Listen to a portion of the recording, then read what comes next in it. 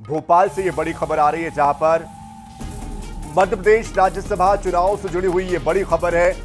राज्यसभा उम्मीदवार की final list जारी कर दी गई है। रिटर्निंग ऑफिसर ने ये सूची जारी की है। बीजेपी उम्मीदवार तरुण चुग, महेश केवट, रजनीश अग्रवाल का नाम इसमें शामिल किया गया है।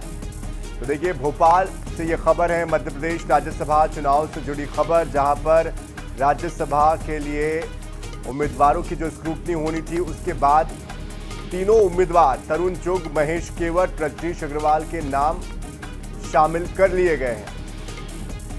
जो तीन उम्मीदवार उतारे थे, तीनों के भी नामांकन स्वीकार कर लिए गए हैं और अब ये नामांकन की सूची जारी की गई है। जाहिर सी बात है, कांग्रेस का नामांकन स्वीकार नहीं हुआ है और इसीलिए कांग्रेस की सूची में नाम नहीं डाला गया है। तो कांग्रेस के उम्मीदवार मीनाक्षी नटराजन का नाम इस सूची में नहीं है।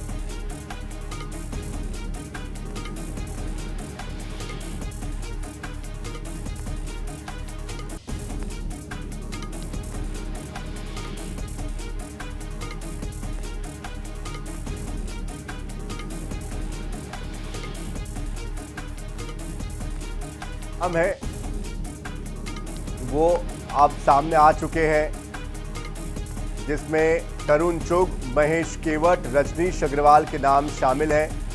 3 राज्यसभा की सीटें मध्य प्रदेश में चुनाव के लिए इस बार खाली हुई है और 3 लोगों के जो नामांकन है वो स्वीकार हो गए हैं और इसीलिए ये सूची जारी की गई है। तो रिटर्निंग ऑफिसर ने ये सूची जारी की है। अब ये स्पष्ट हो चुका है कि इसमें कांग्रेस का नाम शामिल नहीं है। मीनाक्षी नटराजन का जो नामांकन है वो निरस्त कर दिया गया है। उनके ऊपर आरोप लगे थे कि तेलंगाना में उनके ऊपर जो एक मामला दर्ज था उसको उन्होंने उसमें बताया नहीं था, दर्शाया नहीं था और पूरी जानकारी नहीं देने की वजह से उनका नामांकन रद्द किया गया। भारतीय जनता पार्टी ने इस संबंध में निर्वाचन आयोग में शिकायत की थी कि अधूरी जानकारी दी गई है, जानकारी छुपाई गई है, जिसके बाद एक्शन हुआ और अब चूंकि उनका नामांकन रद्द हो गया है, जाहिर सी बात अब 3 नामों का ऐलान हुआ है और अब आने वाले समय में देखना होगा कि क्या कांग्रेस में क्रॉस वोटिंग होती है क्या।